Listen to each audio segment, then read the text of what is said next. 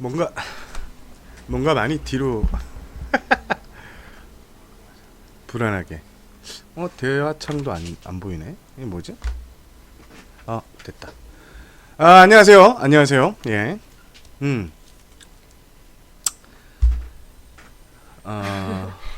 현기증 나요? 예. 제가 지금 현기증 나요, 지금.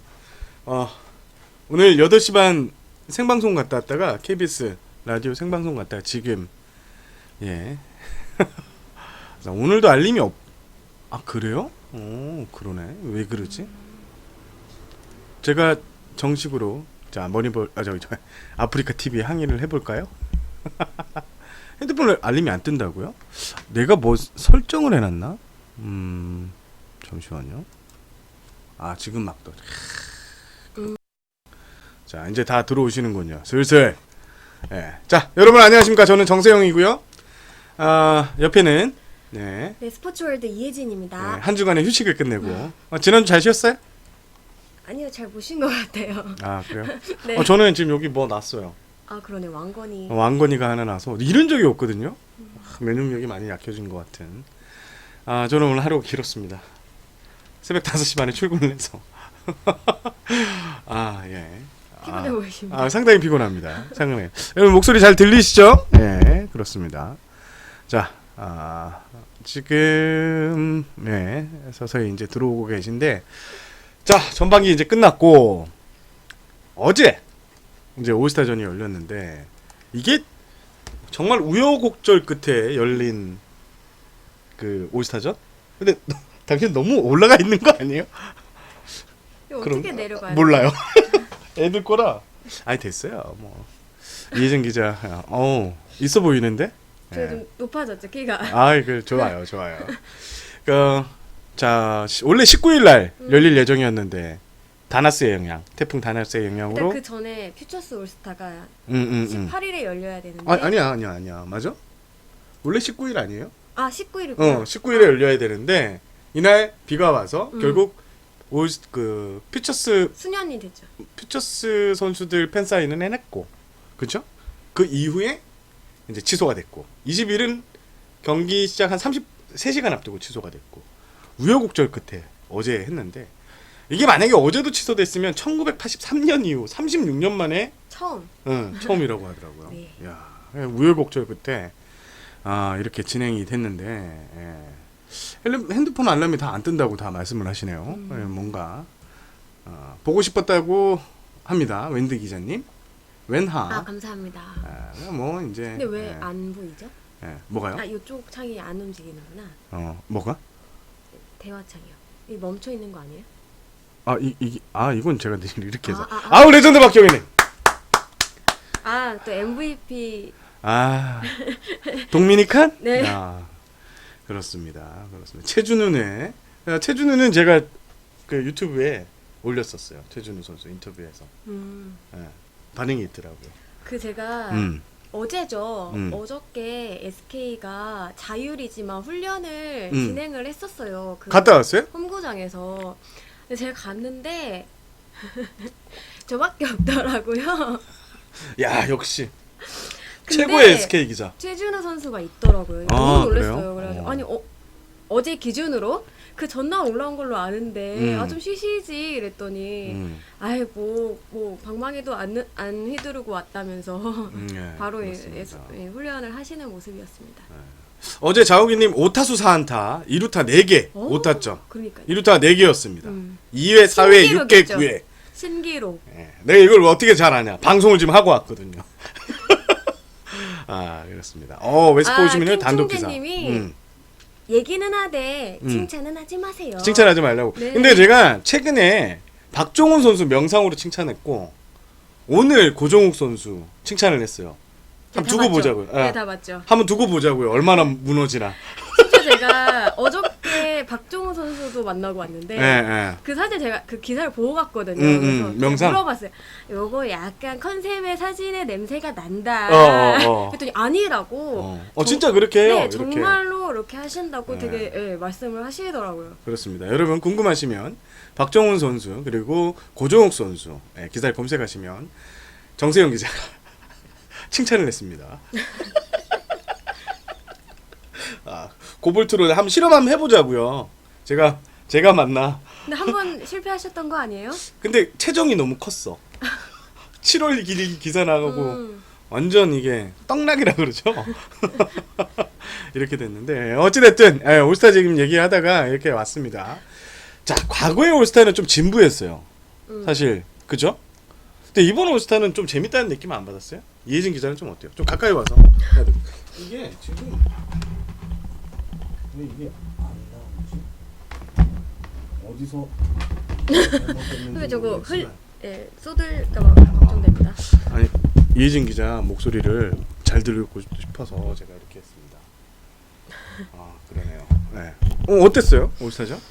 일단은 기본적으로 그 후반기 마지막 경기 때 한동민 선수께서 자기는 이번에 무조건 정규리그처럼 되게 열심히 할 생각이다. 네, 이런 말씀을 하셨는데 근데 사실 한동민 선수 제외하고라도 모든 선수가 굉장히 열심히 하는 모습이 저는 보였거든요. 일단 기본적으로 경기만 보자면 일례로 LG의 고우석 선수 같은 경우는 계속 시속 150km 넘는 공들이 막 나오더라고요. 그다음에 기아 하준영 선수 같은 경우는 4타자 연속 삼진을 잡아내면서 또 이게 올스타전 신기록이라고 하더라고요. 네, 올스타전 한 경기 최다 탈삼진 타이 기록이기도 하고요. 그다음에 타자들도 허스 플레이를 계속 펼치면서 시선을 막 사로잡는 모습이었는데 대표적으로 KT 로하스 선수는 2차례나 헤드 퍼스트 슬라이딩을 그러네요. 보여주더라고요. 맞아요. 그거 외에도 이제 재밌는 다양한 퍼포먼스가 좀 팬들에게는 재밌게 여기지 않았을까 개인적으로 생각이 들었는데 이번에 신설된 슈퍼레이스가 있잖아요. 괜찮아 보여서 제 생각에는 이게 이제 선수와 팬이 같이 플레이를 한다는 점에서 그렇지. 팬들 입장에서 되게 재밌지 않았을까 생각이 들었고 또 이제 올해는 또 그 다양한 그 의상으로 퍼포먼스를 한 팀이 있었잖아요. 베스트 드레스 베스트 퍼포먼스상. 네. 그렇죠. 물론 퍼포먼스 상은 메가더 장군의 제이미 로맥 선수가 했지만 공장장으로 변신한 최정 선수도 그렇고 동미니칸 느낌의 유니폼을 입은 한동민 선수도 그랬고 또 우사인 볼트를 약간 연상시키는 고볼트 고정우 선수도 그랬고 또 삼성의 이학주 선수도 굉장히 이학주 이거 했잖아. 네, 이거 응원단장 그것도 굉장히 재밌더라고요. 저는 그러니까. 정말 약간 교주님처럼 네 정말 멋있다는 생각이 들었고 또 비디오 판독이 있었잖아요. 이거를 이제 선수가 직접 헤드폰 끼고 기다리는 장면도 되게 좀 인상적인 장면이 아니었나 생각이 들었습니다. 저는 이번 올스타전이 가장 인상적이었던 게 팬들을 참여형 올스타. 일간 스포츠에서도 그렇게 기사를 썼던데 그게 맞는 것 같아요. 지금 아까 말씀해 주신 대로 슈퍼레이스 같은 경우에는 팬들하고 이렇게 함께 팬들이 언제 그라운드를 밟아보고 그렇죠. 그리고 언제 마운드를 이런 스킨십을 하면서 할 수 있는 그렇죠? 그런 기회가 별로 어린이날이나 돼야지. 물론 SK 와이번스 같은 경우에는 이제 위닝 이렇게 빅토리 하이파이브라고 하나? 위닝 로드? 그런 걸로 나오긴 하는데 KT도. 그렇게 KT도 이렇게 나와서 즐길 수 있는 그리고 또 그 배트 맞추는 거 있잖아. 퍼펙트 피처. 그것도 그 여성분 키움 그분. 그분이 언제 마운드 근처에 가서 그렇게 공을 던져보겠어요. 그렇죠? 네. 그리고 선수들도 약간 이렇게 팬들을 위한 준비를 좀 많이 했다는 생각이 저는 개인적으로 좀 들더라고요. 맞아요. 팬들의 그런 어떤 좀 요구 사항에 대해서 좀 넓게 좀 포용하는 모습도 보였고 KT 선수들 같은 경우 선물도 좀 준비했다 이런 얘기가 있더라고요. 그러니까요. 과거의 올스타전이 좀 진부했다. 그리고 지금의 우리 야구 팬들의 시선이 메이저리그의 그 류현진 선수가 선발 등판하면서 모두가 7월 초에 있던 메이저리그 올스타를 봤어요. 에이 설마 저 정도는 되겠어 했는데 물론 그 정도는 안 되죠. 사실 사대주의가 아니라 정말 거기는 스케일이 큰데 여기서 한정된 스케일에서 어떻게 올스타전을 재밌게 꾸밀까? 라고 했는데 권수철 PD님 감사합니다. 사랑합니다. 방송 한 불러주시고요. 요번에는 팬들이 참여하고 이렇게 즐기고 또 선수들도 뭔가 많이 준비해서 나오고 특히 SK 그 베스트 퍼포먼스 지금 정말 좋더라고요. 그게 물론 선수들이 한 건 아니에요. 사실 알잖아요. 구단에서 이렇게 어드바이저 싹 들어가는 거죠. 그러니까 SK에서 정말 치밀하게 요거는 올스타전을 6명, 7명의 선수가 참가하기 때문에 8명. 8명. 8명의 선수가 참가하기 때문에 SK 구단에서도 선수들한테 많은 서포트를 한 걸로 알고 있어요. 그리고 그거가 어떻게 보면은 그 노수광 선수의 그 부릉부릉 작년에 그렇죠. 거기서 또 아이디어가 아이디어가 생겼다고도 나왔고. 볼 수 있으니까. 네. 저는 고종욱 선수가 그 고볼트 육상 유니폼, 자메이카 유니폼을 했는데 공교롭다는 표현을 좀 쓰긴 그렇겠다. 3회 초에 내 한타 치고 1루에서 세이브돼서 이거 한 거. 그것도 정말 빠르구나라는 생각이 좀 들었어요. SK가 참 올스타전을 아주 빛낸 구단 중에 하나죠.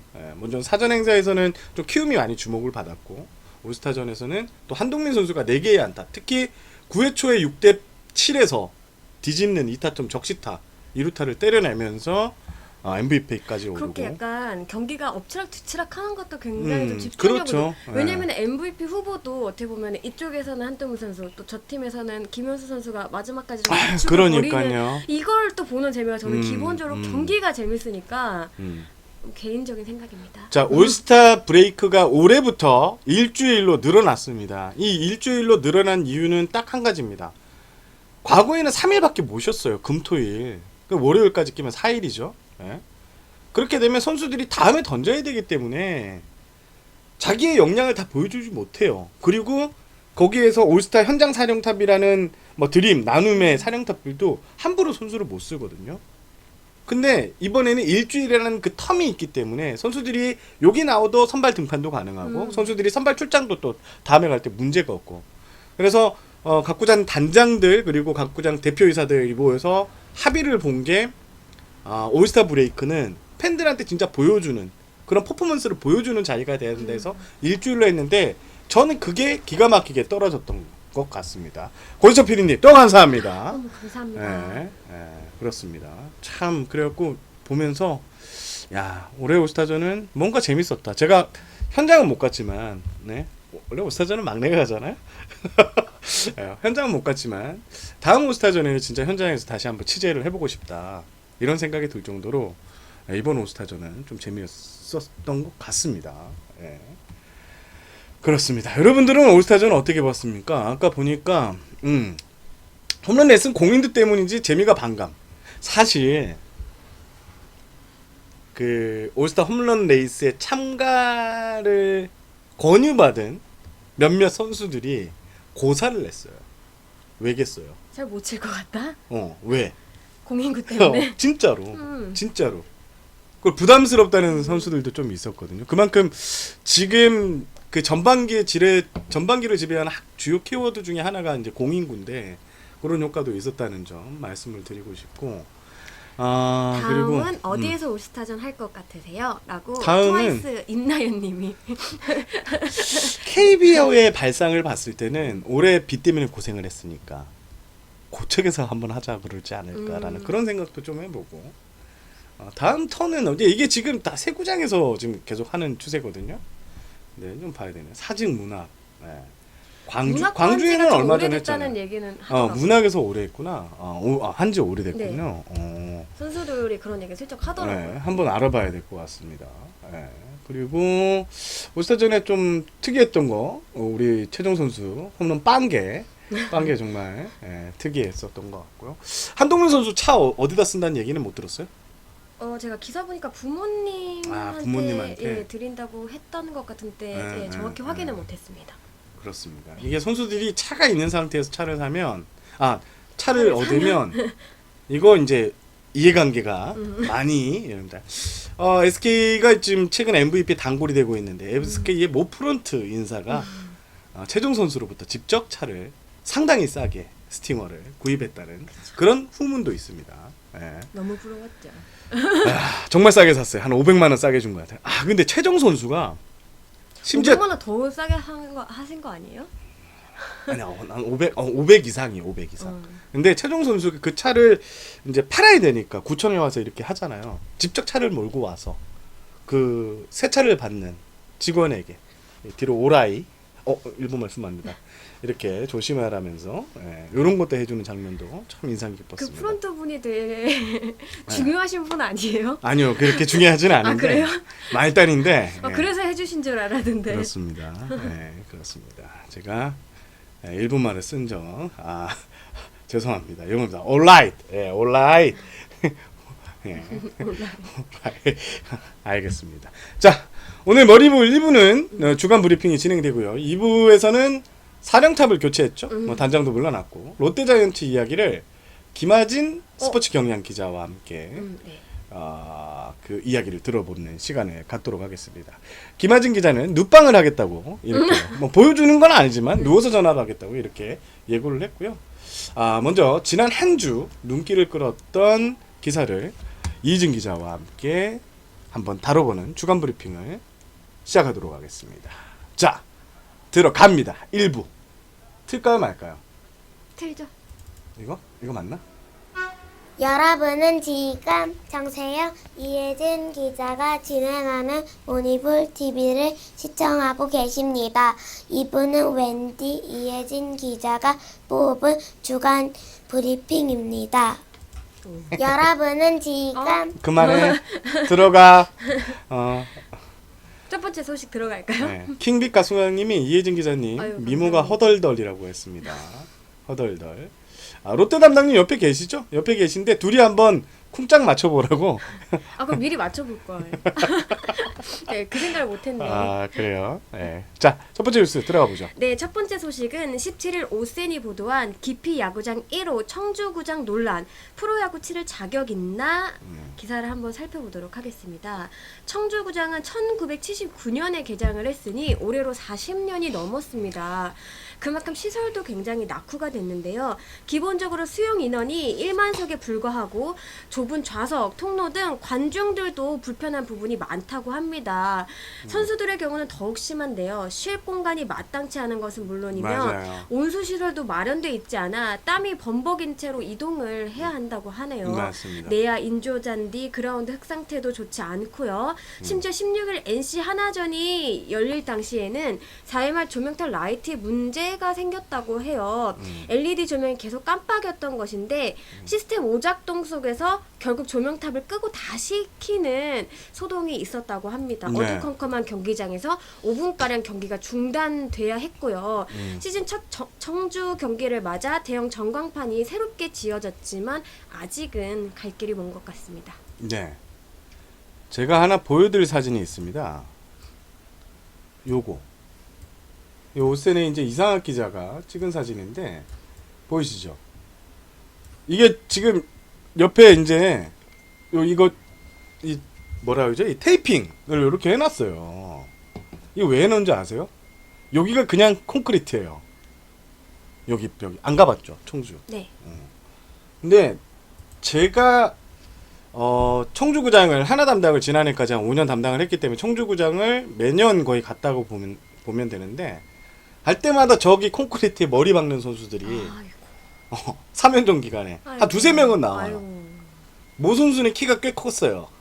근데 진짜 정통으로 그것도 기자들하고 정말 신나게 얘기하다가 일어나는데 아니 근데 다치지 않은 게 그러니까요. 다행인 것 같아요. 예, 예. 예. 그래서 저거를 이제 계속 굳혀놨어요. 그리고 선수들이 그 이제 여러 가지 물어보세요. 어디가 제일 야구하기 싫냐 했을 때 진짜 첫 번째로 나오는 구장이 청주구장이에요.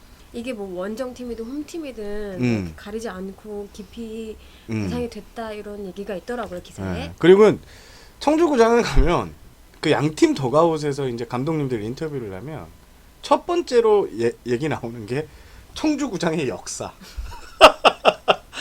여기서 대회를 했는데 내가 거기를 찾는데 저 뒤에는 플라타너스 나무가 있고 아직 똑같죠? 이런 거지. 뭐 그런 거.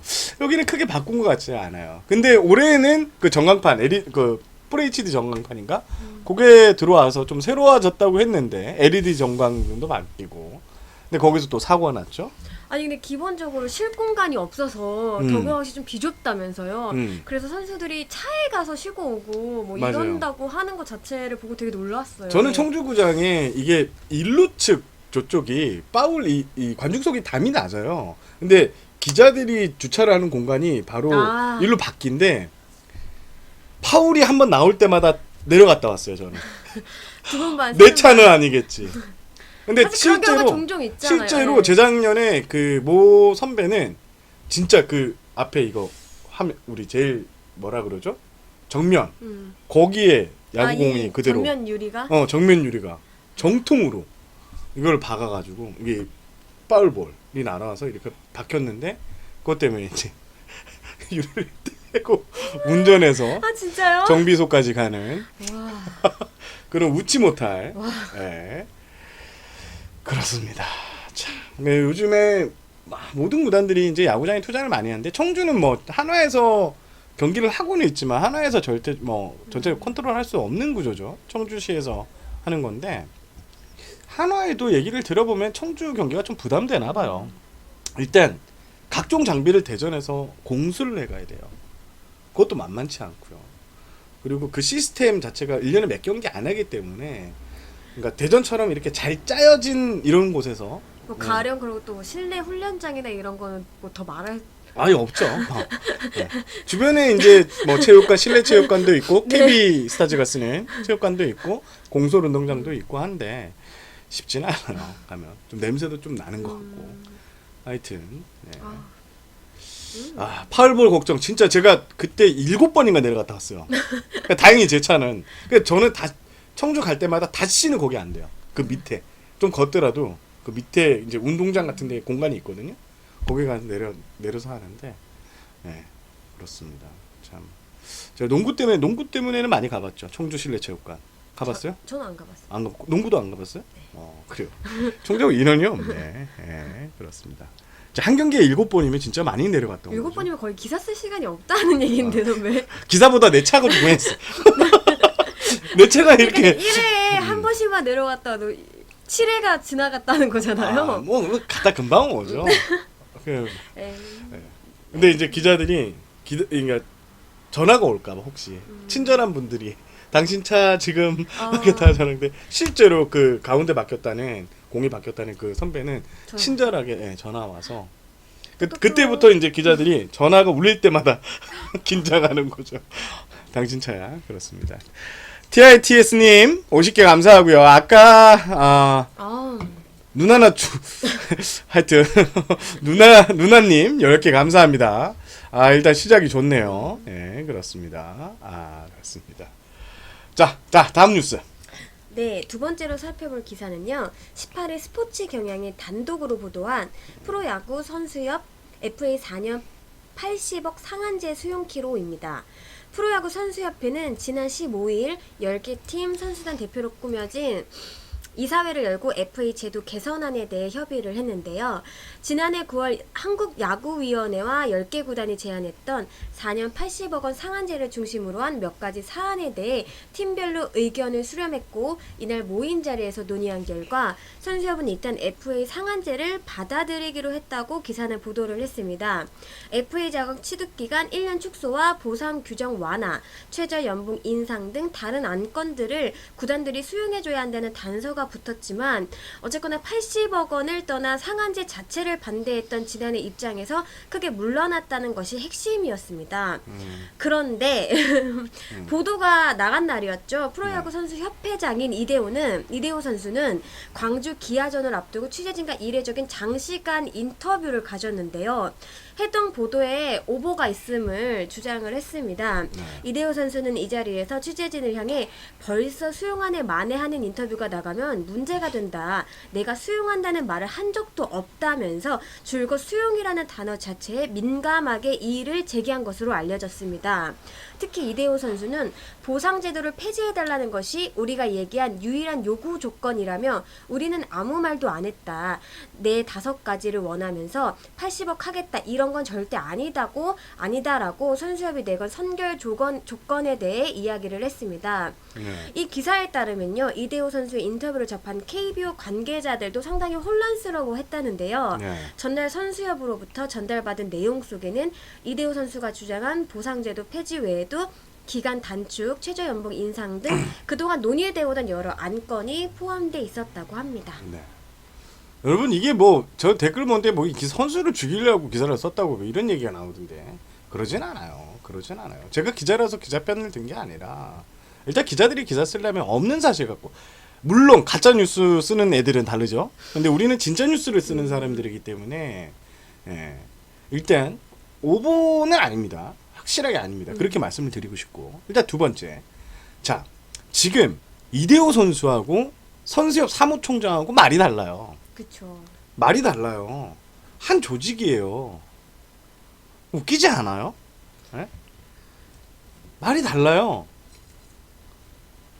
선수협이 지금 뭐 이제 선수협이 처음에 태동하고 건 20년 이상의 시간이 흘렀는데 뭔가 선수협은 항상 제가 아쉬운 부분이 뭔가 아마추어 같아. 계속. 영원히 아마추어 같을 것 같아요. 자, 자기네들은 미국 메이저리그의 토니 클락 뭐 은퇴한 그 토니 클락이 지금 메이저리그 선수협회를 이끌고 있는데 그런 거 보면 보기 좋죠. 따라하려 해요.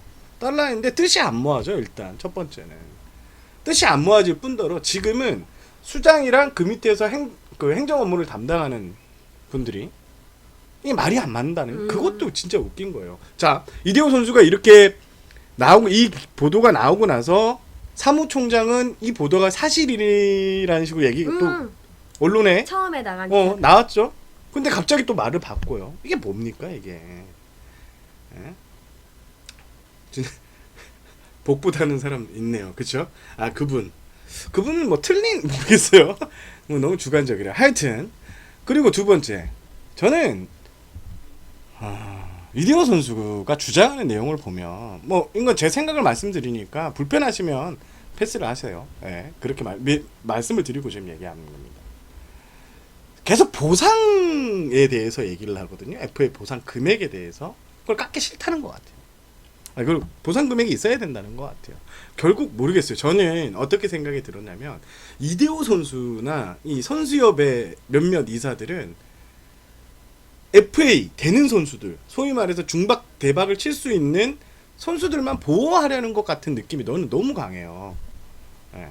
저는 제가 만약에 회장이라면 보상 금액, 보상 규정이라고 말을 안 하고 보상 선수부터 이 단어가 먼저 나와야 되죠. C급, D급 선수들. 우리 왜 못 가요? 보상 선수 이거 규정 때문에 못 가는 거 아니에요, 사실. 진짜 선수들을 생각한다면 그렇게 나셔야죠. 근데 보상 금액에 대해서 계속 포커스를 맞추고 있는 그런 뉘앙스예요. 예, 그런 게 너무 짜증나요. 답답하고 진짜. 예. 근데 이제 제가 이제 말씀을 드리는 거는 한 가지가 있습니다. 지금 이제 KBO하고 선수협하고 얘기를 해야 돼요. 근데 KBO 입장도 답답하거든요. 야, 얘 말은 틀리고 회장 말은 이렇고 사무총장은 말을 이래. 그래서 KBO가 조만간 만날 예정인데 제가 취재한 바로는 만날 예정인데 뜻을 모아오라 그랬어요. 너네의 의견을 한 가지로 모아서 대표 오라. 의견을. 그렇죠. 왜냐면 사실 그 사무총장이 KBO도 당황스러운 거예요. 보면 대변인이고 네. 또 회장님 또 회장님인데 이게 말이 안 맞으시니까. 그래요. 지금 보상 선수제 폐지 이거에 지금 초점이 맞춰져 있는 것 같지 않아서 지금 제가 말씀을 드리는 겁니다. 예, 제가 어디서 뭐 들은 게 있으니까 이런 말씀을 드리는 거죠. 예, 하여튼 이 선수협이 몇몇 잘 사는 몇몇 야구 잘하는 선수들을 위해서 움직여야 되는 조직이 아니라고 저는 생각해요. 잘 나가는 선수들, 스포트라이트를 받지 못하는 선수들을 케어할 수 있는 조직이 바로 선수협이 돼야 된다고 저는 생각을 하거든요. 과거에 한번 말씀드렸잖아요. 그 선수들 뭐 단체 훈련 폐지하면서 자기네들이 괌에다가 뭐 만들고 그거 다 후지부지 됐잖아요. 왜? 내가 돈 내야 되거든. 잘 나가는 내가 돈만 번 내가 돈 내야 되거든. 안 내거든. 그래요. 진짜 선수협이 지금 말씀하신 눈물의 삭붕이님이 근본을 생각하면 좋은 말씀이신 거죠. 그 선수들의 그런 이익, 불합리한 경우를 하는데 선수들이 좀 단합해서 움직이는 그런 선수협을 만들자고 해서 선수협이 만들어진 거 아닌가요? 근데 그렇지 않은 것 같아요. 지금은. 그게 저는 짜증납니다. 너무 짜증납니다. 그래서 말씀을 드리는 겁니다. 자, 다음 뉴스 합시다. 짜증나니까. 네, 이번에도 단독 기사네요. 세 번째로 살펴볼 기사는 18일 스포츠 동아가 보도한 KBO 7연고지 플러스 3 전국 1차 지명 추진입니다. KBO와 10개 구단이 신인 1차 지명 제도 보완에 나선다고 하는 내용이었죠. 그간 1차 지명 제도에 말이 많았는데요. 우수 자원의 수도권 집중화를 우려하는 복수의 지방 구단은 그동안 사실 전면 드래프트에 대해 반대 입장을 드러내오기도 했습니다. 네. 근데 이 기사가 나간 이후에 아예 이제 기사가 나와서 그 내용을 전해드리는 게 더 나을 것 같아요. KBO 리그는 19일 창원 NC파크에서 2019년 KBO 제4차 이사회를 열고 네. 리그 전력 평준화를 위해 신인 드래프트 방식을 2022년부터 전면 드래프트 제도로 개정하기로 했습니다. 네. 이로써 2023년에 프로 입단하는 신인들은 연고 지역과 상관없이 네. 전면 드래프트를 적용받게 됩니다. 네. 사실 전면 드래프트가 있었죠. 2010년부터 2013년까지. 하지만 전면 드래프트가 도입된 뒤 지역 아마야구에 대한 투자가 급격히 줄어드는 부작용이 나타났고 결국 2014년에 연고 1차 지명제가 부활을 했습니다. 네, 아울러 이번 그 개정에서는요, KBO는 하위팀의 전력 보강 차원에서 2020년부터 전면 드래프트 시행 전까지 아까 말씀드린 전년도 성적 8, 9, 12 구단에게 7개 구단의 1차 지명 완료 후 전체 연고 지역을 대상으로 1차 지명권을 좀더 부여하기로 주는? 했습니다. 네. 네, 이에 따라 그 하위 세 팀은 연고 지역에서 1차 지명을 하거나 아니면은 10위부터 역순으로 전체 연고 지역에서 1차 지명이 가능합니다. 또 참고로 서울 연고로 한 팀이 세 팀이 있잖아요. 두산, 키움, LG는 2020년부터는 전면 드래프트 시행 전까지 서울, 제주 지역의 동일 학교에서는 중복해서 1차 지명할 수 없도록 이렇게 했다고 하네요. 여러 가지 머리를 맞대서 나온 것 같은데, 예. 저는 이렇게 가는 게 맞다고 저는 생각을 하는데, 이진 기자는 좀 어떻게 생각해요? 저도요. 왜냐면 NC 같은 구단이 제일 피해자였죠, 사실. 팜 자체가 작고 부산 정도만 돼도 괜찮아요. 부산, 대구, 저기 어디지? 서울. 근데 사실 서울에 너무 몰려 있는 거는 좀 네. 사실이에요. 지금 그 초등학교, 중학교, 그러니까 중학교에서 조금만 야구 잘하는 선수들은 대부분 서울 놀러 온다고 보면 돼요. 진짜 잘하는 선수들은 그만큼 특히 이제 소위 말해서 서울의 명문고라고 야구 명문이라고 할 수 있는 곳에 그 지원 체계가 잘 갖춰져 있어서 선수들 영입하고 수급하는 데 있어서 훨씬 유리한 조건이라고 합니다. 네, 그런 의미. SK만 하더라도 SK, KT만 하더라도 이렇게 팜 자체가 그렇죠. 인천 팜이 있긴 하고 경기 팜이 있긴 하지만 서울 팜에 비할 바 못 되고 그렇죠, 그렇죠. 그런 게 있었는데 너무 이제 서울에 집중되면 재미없잖아요. 촌에도 사람이 살고 뭐 지방에서도 야구 잘하는 선수가 좀 나오고 이런 모습이 있어야 되죠. 그렇습니다. 이거는 뭐 저는 잘한 거라고 생각을 하는데 그래서 뭐 그리고 더 계속 또 지속적으로 얘기가 나왔던 부분이라서 그렇게 말씀을 드리고 싶네요. 자, 그리고 다음 뉴스 한번 또 가시죠. 빨리 가시죠. 네, 20일 오센이 보도한 배려 감사합니다 하나팬 감동시킨 NC 홍보팀의 깜짝 선물입니다. 네. 훈훈한 사연이 잠시만요. 전해졌죠. 네, 말씀 전해주세요. 지난 18일 NC 공식 홈페이지에는 다이노스 프런트의 배려에 감사합니다라는 제목의 글 하나가 올라왔습니다. 7월 18일 목요일 청주구장 직관을 다녀온 하나팬입니다. 이렇게 소개한 글의 주인공은 20대인 저와 아버지, 제 친동생 이렇게 셋이 직관을 갔는데 친동생이 장애를 가지고 있어서 휠체어를 탄 상태로 저와 아버지는 보호자로서 가족 모두가 장애인석에서 관람을 하고 있었습니다. 이렇게 설명을 했습니다. 그리고 이 팬은 근데 원정팀인 다이노스 직원분께서 저희 동생과 아버지께 어제도 오시지 않았느냐며 손시현 선수의 사인볼을 건네주셨습니다.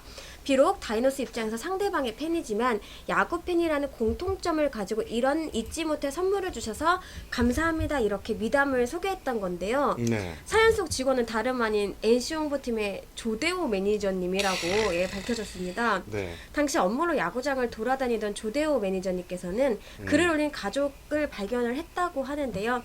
연이틀 야구장을 찾은 모습에 작은 선물을 하기로 결심을 했다고 하네요. 네. 여기 나오는 이 기사의 조대호 대리죠? 과장인가? 조대호 과장이요? 대리예요? 거긴 다 매니저로 조대호 매니저가 매니저. 제 고등학교 후배입니다.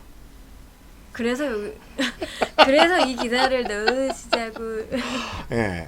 정말 NC에서 홍보팀에서 일을 열심히 하는 예, 후배인데 제가 이제 창원에 이제 창원중앙고를 나왔는데 이 야구판에 신월중을 나오게 창원 신월중을 나오는데 거기는 이제 야구인들이 좀 있어요.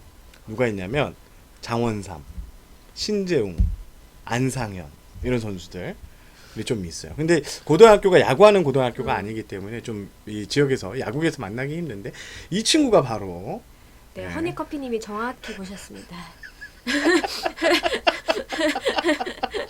정익현. 그래서 저기요. 저 깜짝 놀랐어요. 근데 이렇게 열심히 하는 음지에서 스포트라이트를 받지 못하지만 구단 매니저로서 열심히 하는 이런 프론트가 있어서 제가 한번 목소리가 듣고 싶네요. 전화 한번 해볼까요? 제가 언제 뭐 이런 후배를 띄워주겠습니까? 이렇게 방송에서. 네, 안녕하십니까. 네, 조대호 매니저님 되시네요? 네, 그렇습니다. 네, 제가 방송에서 고등학교 후배를 구했더니 전부 학연, 적폐청산 이런 얘기가 나오고 있습니다. 아니, 죄송합니다. 아닙니다. 어쩌다 이런 좋은 일을 하게 됐었습니까? 뭐 전화로 이렇게 인터뷰할 정도는 아니라서 조금 부끄럽습니다. 네. 그래서 뭐 이슈될 정도의 행동이 아니라고 생각을 했는데 기사화가 돼서 제 개인적으로 좀 많이 놀랐습니다. 네. 그리고 홈팀인 좀 하나 쪽에도 좀 죄송한 마음이 들고 있습니다. 그래요. 네. 좋은 일을 한 거니까 아마 하나에서도 좋게 생각을 할 것 같고. 네네네. 네. 이것 때문에 연락 많이 받았죠? 네, 많이 오시더라고요. 네네네. 칭찬도 많이 받았습니다. 받았을 거고. 네네네. 그렇습니다. 그냥 한번 목소리 듣고 싶어서 전화를 했고요. 네네네. 네. 아유, 뭐, 이 고등학교 후배님이 이런 좋은 일을 냈으니까, 이런 좋은 일을 알려야 돼요.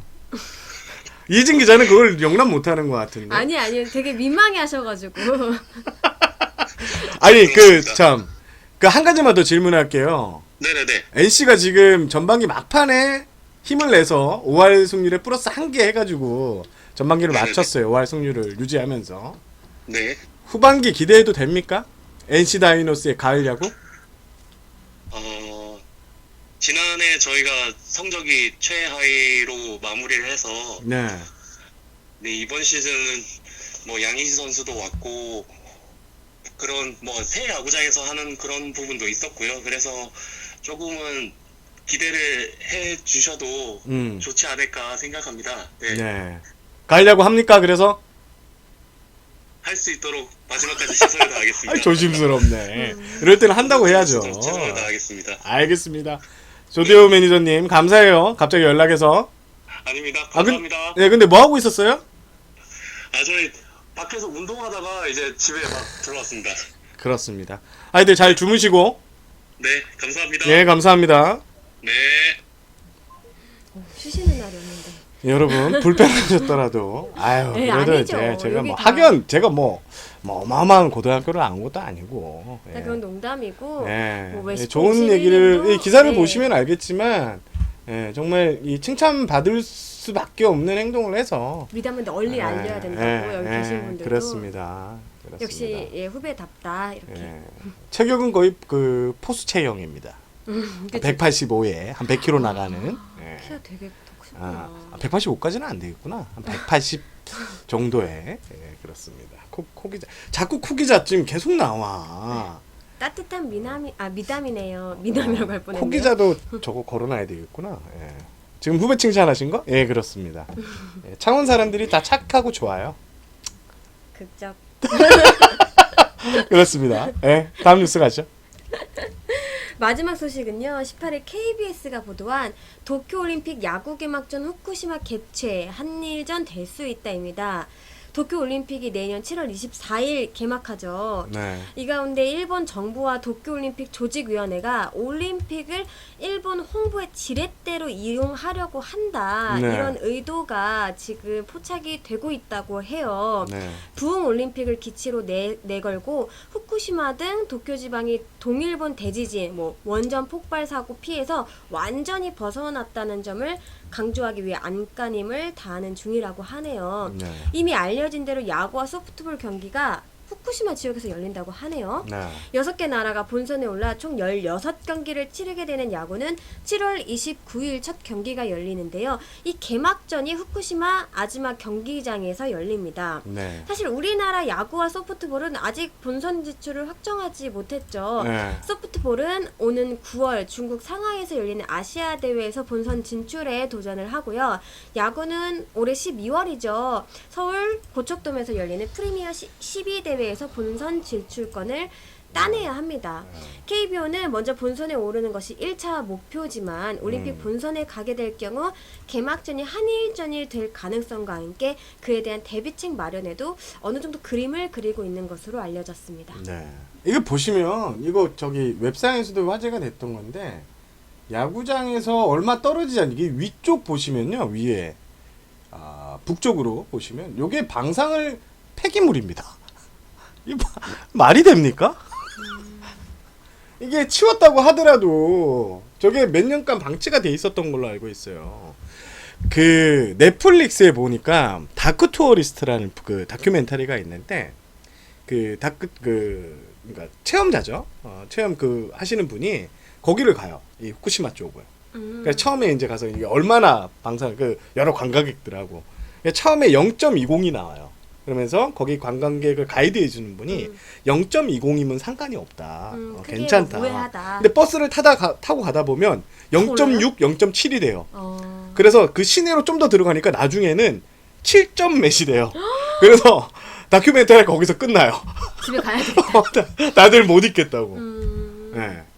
사람들이 안 가는 이유가 있어요. 네. 근데 저런 데서 야구장을 하겠다고? 내가 당장에 내년에 취재를 가야 되는데 나는 못 가. 갈 수 있겠어요? 가셔야 되잖아요. 아니야. 가라면 가야 되겠지만 에이, 저런 데서 야구를 하면 안 되죠. 그리고 선수들이 저런 환경에서 야구한다는 걸 용납할 수가 없습니다. 저는. 이게 이제 계속 이슈가 될 거예요. 지금 우리가 지금 프리미어십이 이거 예선을 통과해야 되기 때문에 아시아에서 무조건 제일 나은 성적을 올려야지만 본선 티켓권이 주어지죠. 그렇게 실패를 할 건 최종 예선까지 가야 되는데 그때 되면 이제 정확하게 우리 일정이 나오겠지만 일단 저기서 경기한다는 것 자체가 미친 거예요. 이 사진도 보여드릴까요? 이 사진도 내가 진짜 이거 미친 거야. 이거는 내가 가서 이런 소리를 하는 게 아니라 이게 야구 경기장에서 에? 저 멀리에 이게 보이는 거 아니에요. 이게 이 지금 동그라미 쳐놓은 부분이 진짜 그냥 엎어지면 코다거리인데요. 조금 과장해서. 근데 내가 저기 가서 아니 우리 선수들이 그리고 우리 한국 취재진이 한국 응원객이 저런 데 가서 할 수 있겠어요? 미친놈들이죠. 미친놈들이지. 지금 가뜩이나 무역 마찰 때문에 짜증 죽겠는데. 그렇죠. 아까 제가 오라이라 해서 죄송합니다. 올라이시였습니다. 뭐 아직 본선 진출이 확정되지 않은 상황이기 때문에 그렇긴 하지만 좀 문제가 있는 것 같습니다. 저기서 나는 그 농산물을 지금 팔고 있다는 것 자체도 지금 그 일본의 편의점으로 다 그게 제공된다면서요. 이게 안 좋은 쌀이죠. 맞아요. 조심하셔야 됩니다. 노 요즘에 운동하더만요. 네네네. 가지도 않고 사지도 않고 뭐 이런 게 있더라고요. 짜증나 죽겠는데 이런 것까지 짜증나게 하면 안 될 것 같습니다. 그리고 반대해야 됩니다. 저도 기사로 나서서 반대를 할 것이지만 그렇습니다. 그렇습니다. 우리 조대호 매니저가 친절하게도 전화가 조금 울렸습니다. 김하진 기자님 전화하실 때 한 번 더 체크하라고 이렇게 친절하게 얘가 인간이 됐어. 넘어가겠습니다. 자, 주간 브리핑은 여기까지 하고 기사 많이 쓰겠습니다. 식사도 후쿠시마 산 저도 취재를 해보도록 하겠습니다. 식사 후쿠시마 산에서 나온 거 먹을 수 있을 것 같아요? 본인한테 아침에 저는 안 먹을래요. 다이어트 하겠습니다. 그러니까 미친 거 아니에요. 가끔 이제 거기 수장께서 가끔 나도 먹는다 이런 식으로 좀 보여주기식을 하시는 것 같은데 그래도 다 병 걸릴 것 같아요 그분들은. 모르겠습니다. 이게 쉽지 않은 문제인 것 같은데 그래도 우리가 좋아하는 선수들, 우리가 사랑하는 옆에 동료들이 저는 나쁜 환경에서 경기를 하거나 취재를 하거나 보는 거는 없어야 된다고 저는 생각합니다. 올림픽 자체 보이콧은 쉽지 않아요. 그건 쉽지 않아요. 그렇습니다. 자, 주간 브리핑 여기까지 하고요. 저희가 이제 머니볼에서 본격적으로 준비한 오늘의 핵심 코너죠. 롯데 이야기를 좀 해보도록 하겠습니다. 제가 아까 왜 갔다 왔냐면 배터리가 나갔네요. 배터리가 나가려고 그래서 지금 했고요. 참 롯데 간략하게 한번 일단 전화 연결 전에 한번 소개해 주시죠. 롯데 담당이시니까. 금요일 날이었죠? 그쵸. 아침에 보도자료가 틱 하고 날라왔습니다. 11시였던 걸로 기억합니다. 틱 하고 날아왔습니다. 문자가 왔어요. 아마 이혜진 기자가 쉬는 날인 걸로 제가 알고 있는데 전날 나왔는데 전날 저녁을 좀 먹고 심지어 나왔는데 집에서 나왔는데 집에서 나왔는데 문자가 딱 오더라고요. 그래서 네. 인사 이동이 있을 것 같습니다. 인사 이동이 있을 것 같다. 네. 그래서 그러고서는 이제 바로 보도 자료가 왔죠. 그리고 받고 충격적이었죠. 집에 들어갔죠. 이 정도일지는 몰랐죠. 그쵸. 감독 사퇴는 몰랐죠. 단장 사퇴는 예견이 어느 정도 예상이 가능했던 부분이었다고 저는 생각을 하는데 감독은 좀 의외였어요. 왜냐하면 올해 계약이 1년, 그러니까 올해 계약을 했기 때문에 첫 해였기 때문에. 계약 첫 해였기 때문에. 역사적으로도 1986년 허구현 MBC 해설위원이 청보 핀토스를 지휘할 때 첫 시즌 도중 계약이 이제 끝난 건데 중도 뭐 30 몇 년 만이에요. 33년 만인가? 이렇게 시즌 중간에 감독님과 단장님이 동반 사퇴하는 경우가 그렇게 흔했던 거는 아닌 것 같아요. 그렇죠. 네. 제 기억에 제가 야구 기자 한 뒤에는 아예 없었고 그래 쉽지 않았습니다. 그렇습니다. 네. 자, 결국 롯데가 이제 현장 프런트 그 다음에 현장의 지휘자 프런트의 지휘자들을 교체한 이유는 성적 부진이에요. 일단 롯데가 144경기 체제에서 전반기를 꼴찌한 게 올해가 처음이고요. 10구단 체제에서. 그 10구단 체제에서. 그리고 각종 기록 자체가 처참합니다. 팀 평균 자책점은 유일하게 리그에서 5점대 구단이고 리그 피홈런 1위고요. 믿었던 방망이는 그냥 꺾여버렸습니다. 지금 팀 타율이나 이런 게 거의 전부 최하이죠. 9위로 알고 있어요. 팀 홈런부터 해서 다 7, 8, 9 밑으로 내려가 있는데 그 과정 자체가 사실은 좋지가 않았죠. 단순히 뭐 마운드가 안 좋다, 타격이 안 좋다 이런 거를 조금 거론하기 이전에 기본적으로 수비가 뒷받침이 안 됐고, 그렇죠. 그렇다고 뭐 조금 발야구라든지 올 시즌 트렌드는 약간 좀 쥐어 짜내는 그런 것들을 보여줄 수 있어야 되는데 그런 게 전혀 지금 되지 못했고 오히려 항상 좀 과정들이 정말 다채로웠습니다. 진짜 좋게 말을 하면은. 네, 그렇습니다. 네, 롯데 단장 얘기는 제가 좀 들은 것도 있고 해서 좀 이따 얘기를 좀 해드리고요. 롯데 김하진 담당 기자를 연결해서 한번 얘기를 들어보도록 하겠습니다. 김하진 기자는 한 달 전에 NC 때문에 전화를 연결을 했었죠. 예. 김하진이라고 저장 안 해놨구나. 하진 씨로 해놨군요.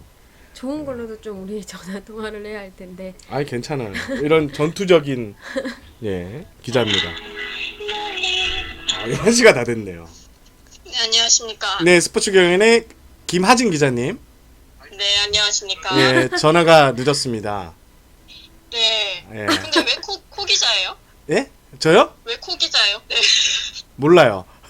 그러면 제가 그건 따로 말씀드리겠습니다.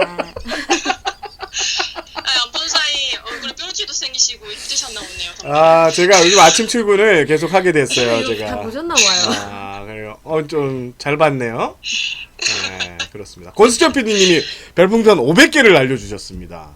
예, 김하진 기자 연결과 동시에. 오. 예. 뭐 반응이 어떻게 보일래? 지금 진짜 약간 좀 울려가지고. 아 그래요? 네네. 예. 김하진 기자 지금도 누워 있나요? 지금 반와식 상태입니다. 아 와식 상태다. 아, 지난 NC 연결했을 때 한 달 전에 누워서 말을 하고 있다고 해서 눕방이라고 네. 했는데. 예. 눕방 방송의 대표 주자. 예. 올해 네. 오늘 네. 재미난 얘기 하겠습니다. 네. 눕터뷰 나왔습니다. 눕터뷰. 눕터뷰. 눕터뷰 좋아. 네. 그렇습니다. 자 롯데가 이제 최악의 전반기 아까 제가 방송 전에 말씀을 드렸는데 승패 마진은 무려 24개 마이너스 24개고요. 근데 제 생각에는 롯데가 이 타선은 좋잖아요. 네네. 근데 지난 겨울에 너무 안일한 대처했던 거 아닌가요? 그러니까 왜냐면 우리는 뭐 공인구 바뀌었는데 우리는 이대호도 있고 전준우도 있고 손아섭도 있고 민병헌도 있고 뭐 기타 등등 외국인 타자도 있고 너무 안일하게 대처했다가 이렇게 한 대 뒤통수를 맞은 것 같다는 그런 느낌이 저는 강한데 김하진 기자 네. 생각은 좀 어때요?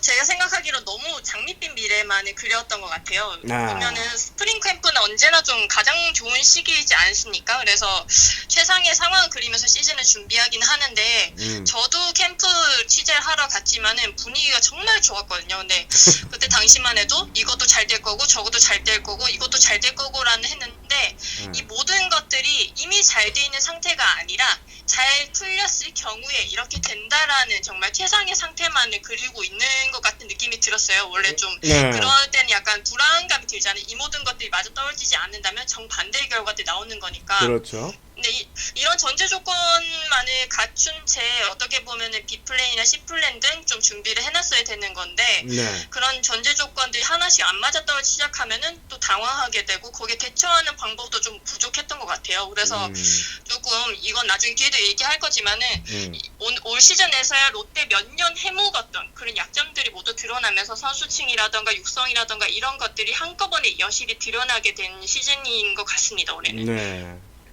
예, 결국 방망이가 이렇게 저기 처진 이유는 공인구라고 내부에서 좀 많이 보나요? 좀 어때요? 네, 일단은 뭐 지난해까지 3할 그 타율을 계속 유지해도 손아섭 선수부터가 일단 타율이 낮아지기 시작했죠. 2할 9푼 1, 2더라고요 전반기에 보니까. 네, 전방위 막판에 잠깐 바짝 올렸는데 그래도 3할이 안 되더라고요. 그래서 네.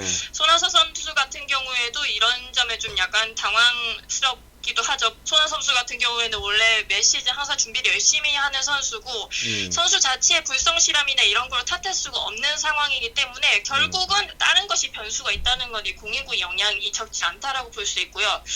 또한 이대호 선수를 짚지 않을 수가 없는데 이대호 선수 같은 경우에는 몰아치기가 정말 가능한 선수잖아요. 그렇죠. 한번 홈런을 치기 네. 시작하면은 한 경기에 뭐 연타수 홈런을 친다거나 여러 개 홈런이 며칠 동안 이어서 칠 수 있는 그런 능력이 있는 선수인데 조금 몰아친다 싶으면 다음 경기에서 다시 이렇게 타격감이 떨어진 모습을 보이게 되고 또한 그 공인구에 대한 준비를 좀 제대로 했었어야 되는 느낌이 드는 게 처음에만 해도 공인구는 스프링 캠프나 이럴 때 좀 접할 기회가 적잖아요. 네. 그 스프링 캠프 막판에 이렇게 좀 경험을 하면서 그때만 해도 이 정도면은 뭐 크게 별 영향이 없다라고 대부분의 선수들이 그랬었는데 막상 시즌에 들어갔을 때 또 당황스러워했을 수도 가능성도 있고 그렇죠. 전차도 몸으로 체감하는 것들이 이겨낼 수가 없으니까 타격감도 좀 많이 떨어지는 그렇죠. 대로 연결된 것 같습니다. 네. 공인구가 자꾸 안 맞고 내가 잘 친 타구가 안 막히니까 야 좀 더 힘 세게 쳐야지 좀 더 이렇게 눕혀서 쳐볼까라는 여러 가지 시도를 하다 보니까 그러면서 타격 밸런스가 무너지는 거고. 그렇죠. 네. 그렇게 지금 안 풀리는 선수들이 좀 리그에서 많이 보입니다. 네네. 이혜진 기자 질문하세요. 아까 살짝 말씀을 저희가 드렸는데 결국 양상문 감독님과 이윤원 당장님이 시즌 중간에 동시에 사퇴하는 일이 발생을 했습니다. 어쨌든 두 분 다 마음고생도 심하셨을 것 같고 혹시 이와 관련된 좀 얘기들이 있을까요?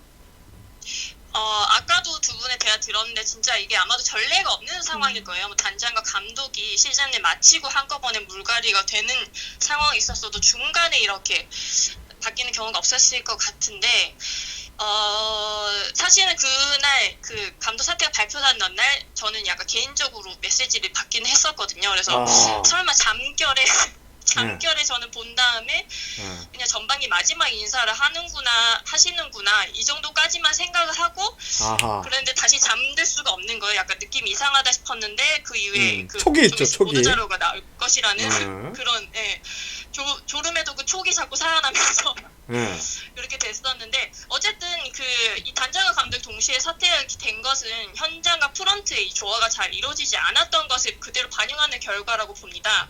사실 그 두 명의 사이가 좋았었거든요. 감독과 단장의 사이가 아마도 좋았었으니까 양상문 감독이 올해 지휘봉을 잡을 수 있었겠죠. 그렇죠. 두 사람이 또 LG 단장과 롯데 단장이던 시절이 있었기 때문에 그때부터 친분을 쌓았다는 이야기도 있더라고요. 그래서 그런데 또 감독과 단장으로서 만나면 또 다르게 된 것 같습니다.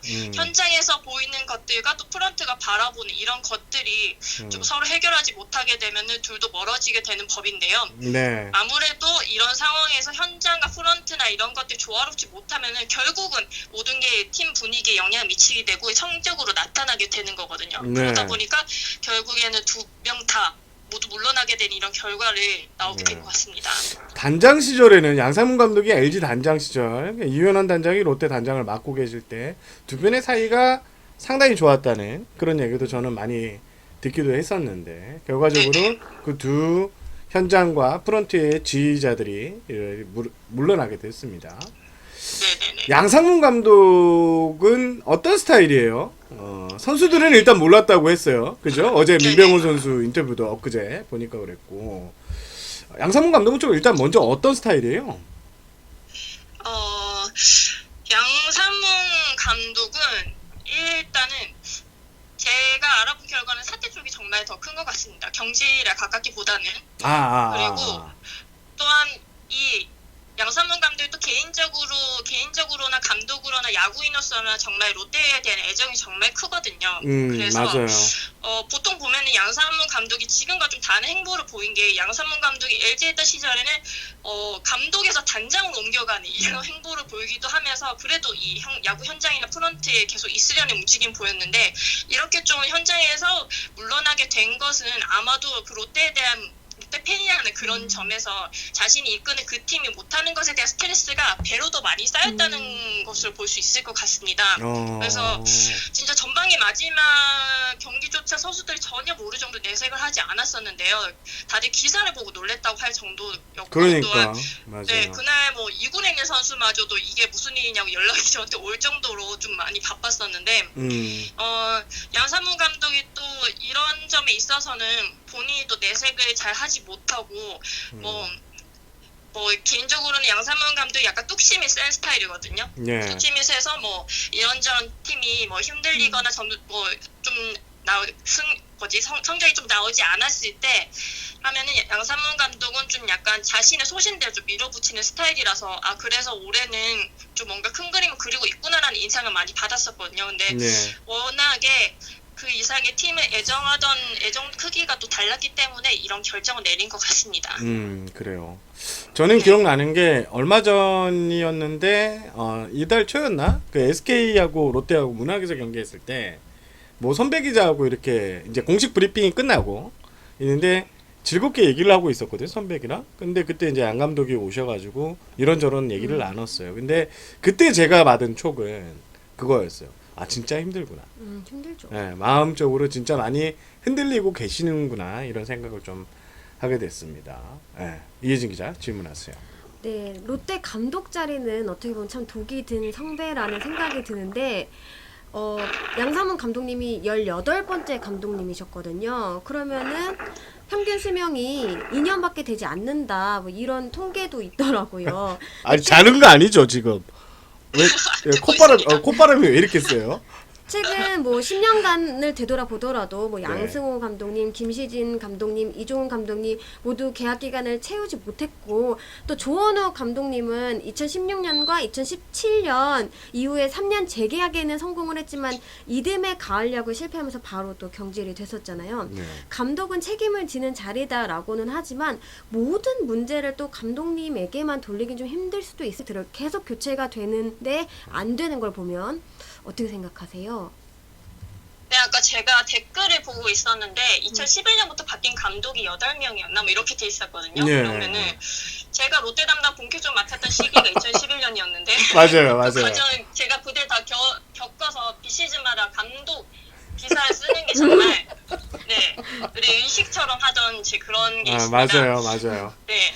일단 롯데는 유독 감독에게 책임을 돌리는 시스템에 있는데요. 이 질문에서 언급된 감독뿐만이 아니더라도 그 전에 성적을 내도 로이스터 감독 때도 그랬잖아요. 성적을 그렇죠. 냈음에도 연장을 잘 하지 않았고 우승을 못 한다고였어요 그때는. 네네네 예. 그렇죠. 그리고 조은우 감독이 진짜 드문 케이스예요. 2년을 채우고 재계약하는 것이 롯데 감독으로서는 정말 드문입니다. 재계약이라는 단어 자체가 롯데 감독에 존재하지 않았기 때문에 그렇죠.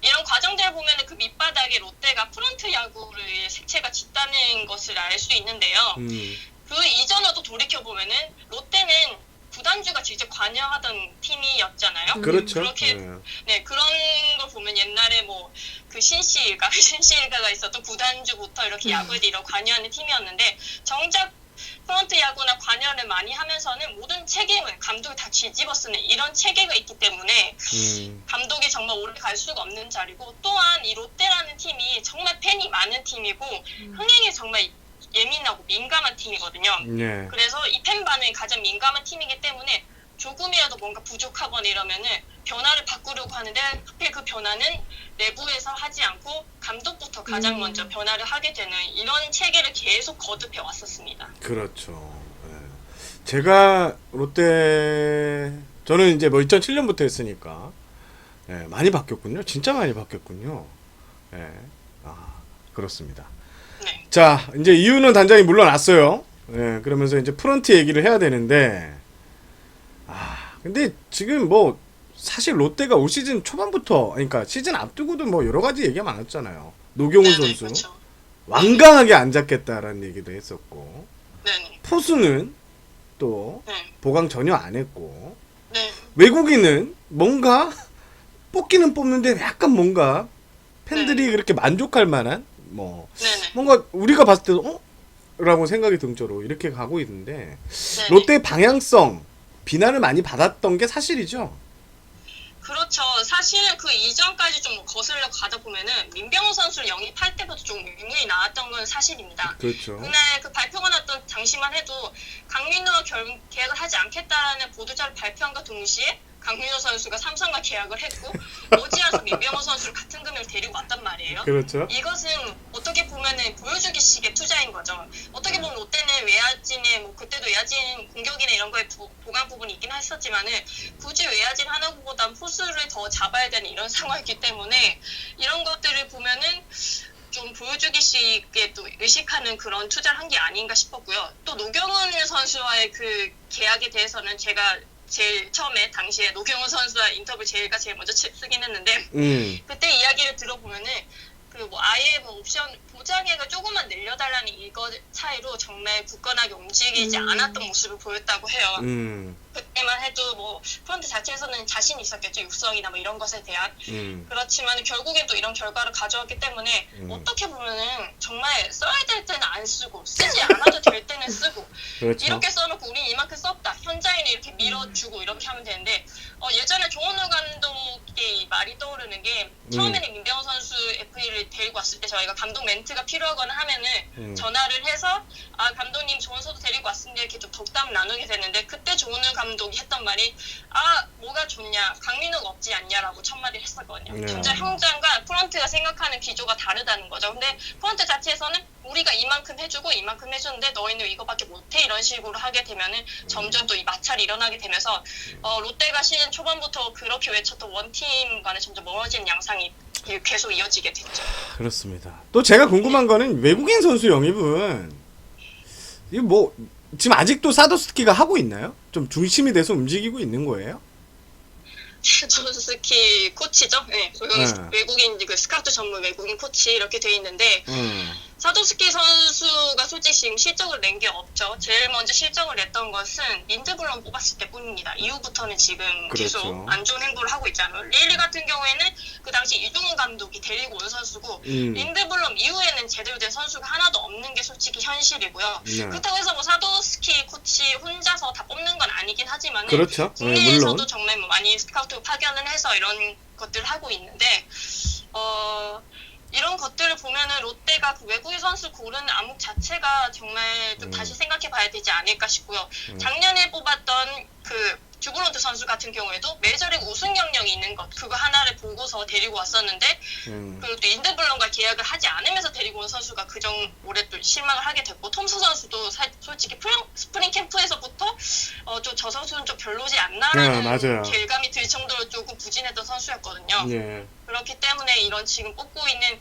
시스템 자체에 좀 의문을 제기할 수밖에 없는데 이것도 여담이 하나 있다면은 사도스키 코치에 대한 여담이 또 하나 있습니다. 예. 약간 너무 심각한 얘기만 해서 뭐 얘기해 주세요.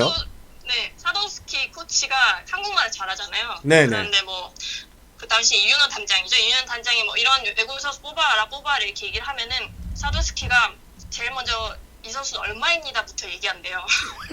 이 선수의 무슨 볼이 좋고 뭐가 기량이 좋고 이게 아니라 이 선수는 얼만데요부터 얘기를 하길래 그 당시에 또 단장도 또 어이없어서 좀 웃었다는 그래도 괜찮다 돈 생각하지 마라 이렇게 했다는 그런 얘기가 있는데 그 어떻게 보면 이 일 자체가 좀 약간 롯데 구단 이미지를 반영하는 그런 일이었죠. 당황스럽네요. 당황스럽네요. 네, 그렇습니다. 이희정 기자. 네, 아무래도 계속 지는 경기가 많아지다 보니까 옆에서 봤을 때 선수들 사이에서도 약간 패배의식이 많아진 게 아닌가 이런 생각이 들더라고요. 아까 살짝 말씀을 드렸다시피 투구와 타격은 둘째 치고 일단 기본적으로 주루나 수비 등에서 아쉬운 모습이 많이 나오고 있어요. 뭐 리그 최초로 스트라이크 나다고 끝내기 폭투를 당하는가 하면 또 1루 커버가 살짝 늦어서 경기를 내주는 경우도 있었잖아요. 네네. 이게 이제 후반기에 또 되게 중요한 과제가 될 것 같다는 생각을 하는데 또 어떻게 생각하시는지 궁금합니다. 여기에 대해서 정말 할 말이 많은데요. 오늘 지금 누워서 방송 계속 하고 있는 건가요? 아니면 앉았나요, 지금은? 벌떡 일어나게 되네요. 벌떡 일어났어요? 네, 알겠습니다. 네, 정말 저는 개인적으로 팬분들 정말 부러운 게 이런 상황이 벌어지면 팬분들은 TV를 그냥 끄면 되잖아요. 보지 않는가 야구장 떠나면 되는데 네. 정말 약간 눈뜬 상태로 약간 국문을 당하는 기분. 네, 그런 경기가 몇 번이 한 수차례 있었죠. 수차례 있었는데 네. 일단은 이거는 집중력의 차이죠. 어떻게 보면은 맞아요. 집중력이고 선수들에 대한 그 집중력에 대한 의지가 없는 그런 부분이기도 한데 어쩌다가 이렇게 페이스 좋은 선수 한 명 나와요. 지금 롯데 분위기를 그 당시 롯데 분위기 말씀드리자면은 예를 들면은 정규 1등이 네. 그 꼴찌반을 좀 갱생시키라고 정규 1등을 그 반에 보내면은 네. 정규 1등도 똑같이 망하거든요. 같이 놀아요. 네. 네, 같이 놀죠. 네. 근데 뭐 한 명이라도 좀 좋은 선수가 나와서 저희가 막 수는 선수 써요. 하지만 그 선수는 같이 또 이렇게 묻히게 됩니다. 그 정도로 이 팀 분위기가 뭔가 패배의식과 그 승리에 대한 그런 당위성을 모두 다 잃어버렸고 또한 이런 자잘한 실수들이 신인들이 해서 괜찮아 북돋아서 키워야 될 선수들이 하는 것이 아니라 뭐 1루 커버가 늦다거나 이런 것들을 베테랑 선수들이 저지른 것이라서 더욱더 어이가 없는 거죠. 그리고 그렇죠. 지금 내야진에서는 신봉기 선수 시식도 정말 많은데 신봉기 선수도 연차가 만만치 않는 선수고 뭐 이런 맞습니다. 선수들이 한둘이 아닙니다. 지금 롯데의 실책이 1위잖아요. 네. 이런 것들이 기본적으로 롯데의 이 체계가 잘못됐다고 볼 수가 있는 게 주전은 정해져 있고 이 자리 위협할 사람이 아무도 없으니 나태해질 수밖에 없습니다. 네. 그렇기 때문에 뭐 실수를 해도 다음날 경기를 나갈 수 있고 실수를 해도 뭐 또 나를 쓸 수밖에 없고 그런 상황이 돼버리면은 아무래도 집중력이 떨어지고 간절함이 떨어지게 되죠. 그렇죠. 말이 나온 김에 그 요즘에 그 도선사분이 화제가 많이 되잖아요. 네. 그분이 이런 말을 했습니다. 나라면 이대호 손아섭을 2군에 한번 보냈다. 네. 네. 어떻게 생각해요? 네. 옛날에 쓰신 책 목차를 인터넷에서 본 적이 있습니다. 막 그렇죠. 네. 네. 근데 그 목차가 지금 현재 롯데에게 모두 해당되는 겁니다. 전형적으로 지는 팀의 잠깐만 과정. 들고 있으면 한번 네. 말씀하세요. 네. 네네. 그거 한번 찾아보시면은 정말 무릎을 탁 치게 되는 구절 하나하나가 다 있는데 네. 근데 롯데는 뭐 저도 한번 여쭙고 싶은 게 이대호 손아섭 2군을 보내면은 누가 칠 수 있을까요? 그렇죠. 누구를 내보내죠? 네. 라인업을 누구로 짜죠? 그래서 아까도 위에 말씀드린 이런 잘못된 체계와도 연결이 되는 건데 팀이 안 되는 이유 중에 하나는 선수 한 명이나 두 명 이런 선수한테 집중타를 맞게 되는 것입니다. 어떻게 보면은 뭐 팀이 잘 될 때는 어떤 선수가 하나 못하다 묻히게 갈 수가 있어요. 하지만은 팀 전체가 정말 그 안 좋은 분위기에 빠져 있기 때문에 가장 주전이나 가장 책임을 져야 될 사람을 찾을 수밖에 없단 말이에요. 물론 그렇죠. 그 선수들이 못하긴 했지만은 그렇기 때문에 그렇죠. 전면적 화살을 맞고 이 선수들이 또 부진을 하게 되고 그렇게 되면은 분위기가 살아나지 않게 되고 악순환이 계속되겠죠. 네. 네. 제가 이 목차를 찾았는데 잠깐 읽어볼게요. 네. 점수를 매우 어렵게 얻는 반면에 매우 쉽게 잃는다. 아 너무 재밌게 봤습니다. 예, 네. 주자 플레이가 유난히 미숙하다. 1회와 9회의 수비가 유난히 불안하다. 뚜렷하게 신인이 크지 못한다. 산발 안타는 많이 나오나 집중타가 드물고 병살타가 주요 고비 때마다 많이 나온다. 연패는 그렇죠. 쉽게 하고 연승은 어렵게 한다. 네. 저는 이 문구가 참 눈에 와닿네요. 유난히 재미없는 시합이 많고 개의치 그렇죠. 못한 시합 운영으로 아주 불쾌한 패배를 한다. 아 그렇죠. 이거 쓰실 때 정말. 굉장히 화나셨었나 봐요. 아주 불쾌한 패배라고. 그리고 마지막으로 지금 제가 10번까지 있는데 1장입니다. 뒤에 더 있는 것 같은데. 맞아요. 1장에만 그게 적혀 있습니다. 네, 생각하는 고급 야구를 못하고 조건 반사적인 우둔한 야구를 하고 있다. 우둔이라는 그 단어 자체에 정말 감탄했죠 제가. 예, 아이고. 트레이드에서 항상 뭐 이거는 모르겠어요. 하여튼 투수 네. 기용해서 실패를 많이 한다. 이거는 네. 장장 5페이지나 되는군요. 네. 가장 많이 화난 부분. 아, 그렇습니다. 이혜진 기자, 저기 김하진 기자가 얘기하니까 이렇게 나오게 네. 되네요. 참, 네네. 레전드 박경환님은 로스트라 다무스의 연설을 보는 것 같다고 이런 말씀을 하셨습니다. 네. 자, 이렇게 하니까 이제 그 롯데 선수들 면면을 이렇게 보면요. 예. 어떻게 해야 되나? 연봉 1위죠. 3억 아니에요? 지금? 평균 연봉이 3억인가? 정확한 X는 네, 기억이 나지 정확히 않은데 아는데. 예. 개막전 기준으로 연봉 1위였죠. 예. 아까 지금 그렇지. 김하진 기자도 말씀하셨지만 대체할 자원도 또 지금 마땅치 않은 상황에서 롯데 네네. 육성은 제대로 되고 있는 거예요? 안 되고 있는 이유랑 결과가 나오고 있죠. 오래된 고민이기도 하고요. 가령 예를 들면 1차 지명 투수도 지금 다 어디 갔습니까? 뭐 유성민 선수도 지금 1군에 없고 네. 최근 몇 년간 롯데가 어떤 투수들을 지명했죠? 떠올리는 선수가 거의 없을 겁니다. 지금 1차 지명을 했다가 사라진 선수들이나 야구로 관둔 선수들이 태반이에요. 1차. 아, 그래. 야구를 아예 관둔. 네네. 오. 아예 관두고 안태경 선수 같은 경우에도 그렇죠. 그냥 유턴파였는데 맞아요. 네, 그 선수도 지금 야구로 관둔 걸로 제가 알고 있거든요. 맞아요, 이런 맞아요. 식으로 지명을 아무리 좋은 투수나 이렇게 아까 뭐 방송 들었는데 부산 그 팜 자체가 인재 팜 자체가 정말 좋은 데고 부산고 경남고에서 정말 좋은 선수들 쏟아 나와서 롯데가 좋은 기회를 잡아서 1차 지명에 좋은 선수 데리고 왔음에도 불구하고 지금까지 손꼽아 보면은 뽑았던 선수들이 왜 다들 성장하지 못했을까요? 이것은 근본적인 육성 시스템이 정말 잘못됐다는 것을 반영하는 겁니다. 어떻게 그렇습니다. 보면 이 새 얼굴이 정말 나타나지 않고 아까 앞에서 얘기했던 것과 정말 계속 도돌이표를 도는 건데 이런 선수들이 선배들을 위협하거나 선배들 숨막히게 하거나 이렇게 하지 못하기 때문에 그 정도 환경이 안 되어 있다는 것이고 또한 그런 선수들이 육성 제대로 되지 않은 상태에서 1군에 덜렁 기회만 받는다고 해서 뭐 클 수 있을까요? 어떻게 보면 잘 그게 기회가 되건가 육성도 기본적으로 뭐가 받쳐진 상태에서 부담을 덜 주는 상태에서 이루어져야 되는 건데 그런 것들이 잘 되지 않고 이런 부분에서는 지금 롯데가 깨우치고 변화를 일으켜야 될 것 같습니다. 두산 야구를 잘 보면 두산 육성을 잘하는 팀이고 올해는 좀 약간 주춤하고 있지만 지금 현재 스코어에서는 근데 두산 네. 그 선수들 주전 선수들이 저한테는 이런 얘기를 했어요. 자기가 이렇게 야구를 잘하고 열심히 하는 이유가 내가 여기서 조금만 삐끗하면 밑에 애들이 올라온다고 생각을 하고 그만큼 두산 육성 시스템이 잘 체계적으로 잘 키워내고 있다는 증거거든요. 그거하고는 정말 정반대로 지금 롯데의 행보가 이어지고 있다는 점을 말씀드리고 싶었고 일단 롯데는 지금 공필성 수석 코치가 올 시즌 후반기를 이끌게 되죠. 그죠? 네. 근데 그 뭐 내일 얘기를 들어보니까 비공개 훈련이에요? 내일 네. 그 뭐 축구도 아니고 금요일 SK전에서 처음 이제 취재진을 만나시겠다고 왜 야유를 그거는 왜 그런 거예요? 이제 궁금해서 갑자기 생각이 드네요. 아, 비공개 훈련인 것은 아무래도 좋은 공필성 감독 대행이 좋지 않은 환경에서 또한 그 갑자기 팀을 맡게 됐고 또 팀 선수단을 우선 좀 정비하거나 그렇게 어떻게 보면 올스타전 끝나고 뻔히 좀 기자들이 몰려올 날짜잖아요 상황이나 그렇죠. 그런 거에서 좀 미리 좀 감독은 좀 얘기를 하지 않고 첫 경기 후반기 시작할 첫 경기에 이야기를 하겠다고 미리 좀 양해를 그래서? 구한 상태이긴 합니다. 네네네.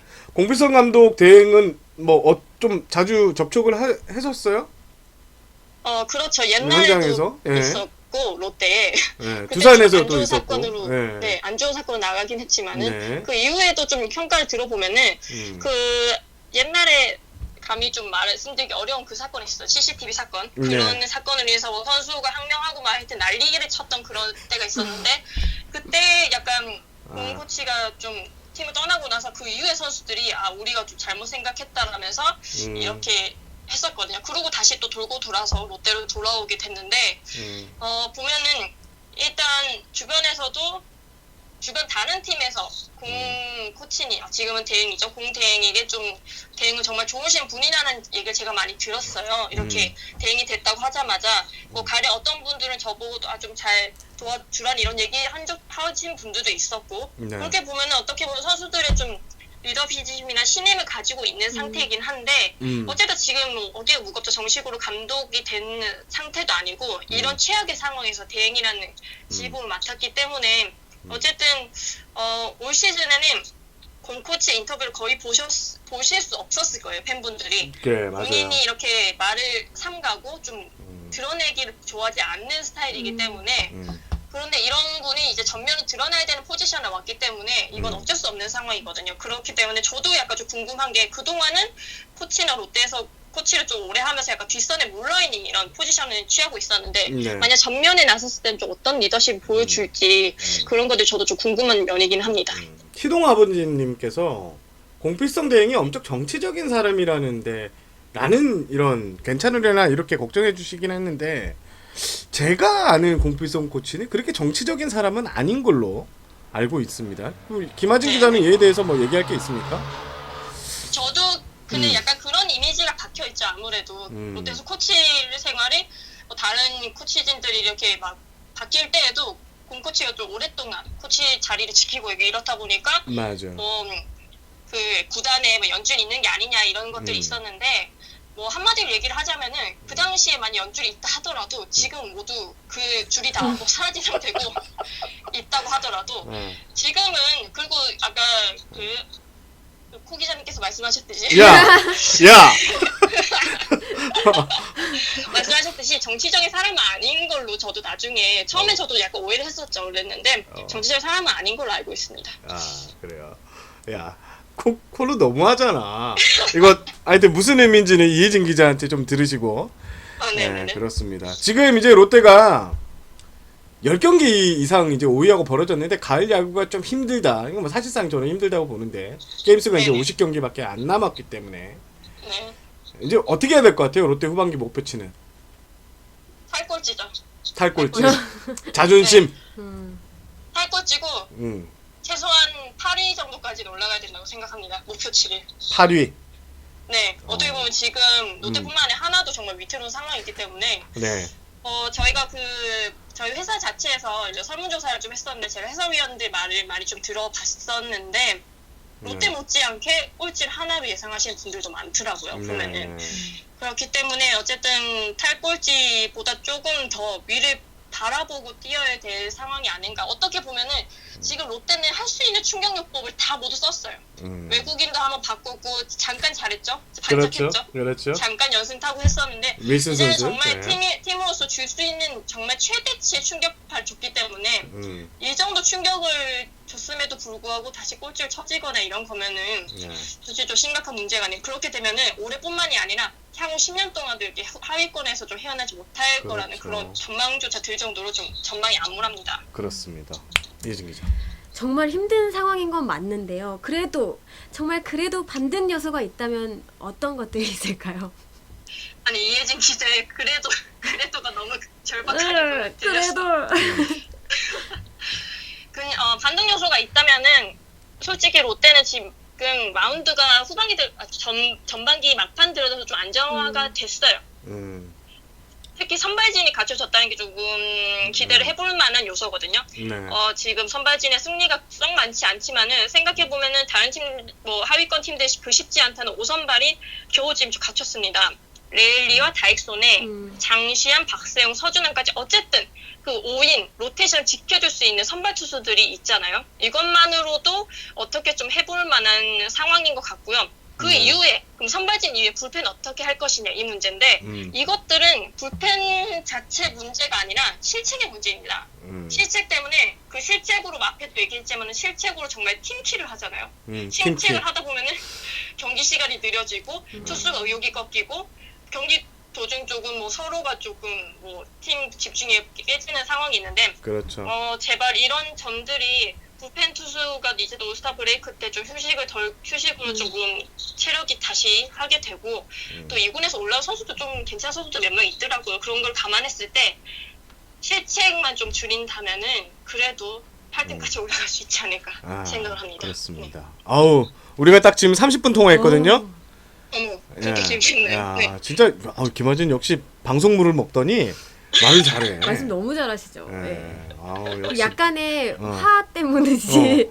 지금 서 있나요? 앉아 있나요? 누워 있나요? 앉아 있습니다. 지금은 이제 다시 앉았네요. 네네네. 그 마지막으로 지금 이제 롯데 단장 자리를 두고 여러 가지 얘기가 나오고 있어요. 롯데의 정체성을 가진 어떤 인물이 올 수도 있다. 아니면 구단에서 그냥 내려보내기식으로 내려보낼 수 있다라고 하는데 네. 뭐 힌트라도 좀 들은 거 있습니까? 일단은 구단 내부에만 국한되지 않을 거라고는 해요. 네. 지금과는 좀 다른 방향으로 구할 것 같습니다. 그러면은 어찌됐건 조금 새로운 변화를 시도하려는 모양새이기는 한데 시간은 조금 걸릴 거라고 해요. 바로 당장 뭐 단자선이 이렇게 된 상태가 아니라 조금 그런 후보군을 추려내고 그래서 지금 단장의 임무는 저도 아까도 그 취재를 좀 해봤더니 단장의 임무는 각 부서 팀장들이 당분간 이렇게 나눠서 하고 그렇게 되면은 약간 구단의 업무는 조금 좀 정체되겠죠. 그 정체기를 그렇죠. 좀 거친 다음에 단장은 좀 아직까지 후보 자체도 아직 키워지진 않은 상태고 크게 범위로 넓게 보는 건 사실입니다. 저는 얼핏 들었던 생각이 롯데 출신의 정체성을 갖고 있는 그 다음에 프런트 업무도 했고 현장 경험도 있다. 저는 김용희 지금 경기 감독관 생각이 언뜻 들기도 했었는데 네네네. 그렇다고요 그냥 제가 예상하면 다 틀리니까 하여튼 그렇습니다. 하여튼 김하진 기자 지금 이제 슬슬 이제 누워야죠. 이제 주무셔야 되니까 11시 반이네요. 오늘 진짜 고생 많았습니다. 네, 감사합니다. 이렇게 말 잘하고 이렇게 롯데에 대한 애정 진짜 롯데 담당을 진짜 오래 했어요. 김하진 기자도 했죠, 제가. 전문지 기자 중에서 제일 오래 했죠, 그죠? 네, 제일 오래 했죠. 네. 그만큼 또 고향이 또 부산이시고. 그렇죠. 자, 부산 별명은 부산댁. 네. 하여튼 오늘 전화 인터뷰 감사하고 네. 현장에서 곧 뵙고 네. 술이나 한잔 하시죠. 이혜진 기자와 함께. 알겠습니다. 불러주시죠. 알겠습니다. 오늘 감사하고요. 네. 입금할게요. 기다리겠습니다. 알겠습니다. 네. 감사합니다. 네. 자, 역시 김하진 기자. 어떻게 생각해요? 김하진 기자의 이런 말들. 구구절절 오르시죠. 롯데 담당 초보잖아요. 그죠? 그쵸. 올해 1년 차인가요? 올해 처음 제가 담당이 다 바뀌었잖아요. 네, 그렇죠. 네, 복귀하고 나서 네. 담당이 사실 바뀌었는데. SK도 첫 해예요. SK 초보예요. 네, 그렇죠. 근데 마음은 뭐 많이 와 있었잖아요. SK 쪽으로. 아닌가요? 모르겠습니다. 능력자 입급. 네. 오늘 이것도 그 러닝 개런티를 붙여야 될 것 같아요. 정상의 진행자 자리를 위협. 뭐 진행 전화 연결 안 하면 되니까. 그렇습니다. 그렇습니다. 자, 오늘 제가 내일도 아침 일찍 나가야 돼서 오늘 방송은 한 1시간 반 정도를 예상을 했는데 오늘 김하진 기자하고 한 30분 넘게 통화하니까 아마 이 부분만 따로 올려도 롯데 팬들한테는 상당히 좋은 소스가 되고 좋은 이야기가 됐던 것 같습니다. 자, 후반기 이제 시작하죠. 금요일부터 시작하는가요? 네. 어디로 가요? 혹시 안 갑니다. 사직 안 갑니까? 네. 롯데 SK던데? 네. 왜 안 가요? 보내줘야 가죠. 그렇군요. 네. 현장에서 그 다음 주가 주중 경기가 그거죠? 문학 경기인 걸로 알고 있는데 그때 뵐 수 있겠네요. 우리야 뭐 자주 연락해서 지내도록 하고. 네. 그렇습니다. 웨스포 51님이 사이다 방송이라고 하셨고요. 롯데가 어떻게 반격을 하나. 그리고 SK는 좀 여유가 있어요. 오늘 좀 구단 인사들하고 통화를 좀 하고 왔는데 SK의 현실적인 목표 수치가 몇 승일 것 같아요? 플러스 30? 아니요. 최근 3년간 38개, 37개 정도의 우승팀의 결정이 났다고 해요. 지금 33개잖아요. 플러스 4개에서 6개 사이면 SK가 우승을 한다고 이제 자체적으로 계산을 해놓는 것 같아요. 그러면 27승 21패 정도 후반기 5할 승률에서 조금 더 그 정도 그러니까 한 27승 정도를 노리는 것 같아요 후반기. 그거 참고하시면서 들으시면 될 것 같습니다. 보시면 될 것 같습니다. 권수찬 PD님 오늘 너무 많이 날려주셔갖고 제가 방송 출연 무조건 하겠습니다. 무보수로 한번 뛰겠습니다. 그리고 아이스콜라님이 오늘 정말 재밌었다고 말씀을 해주셨고요. 그 한화는 쉽지 않을 거예요. 감사합니다. 오늘 한화는 올해 뭐 사령탑 급체이나 이렇게 큰 충격 요법이 안 나올 것 같아요. 그리고 지난해 성적에 대한 이 보장이 돼 있기 때문에 쉽지는 않을 것 같습니다.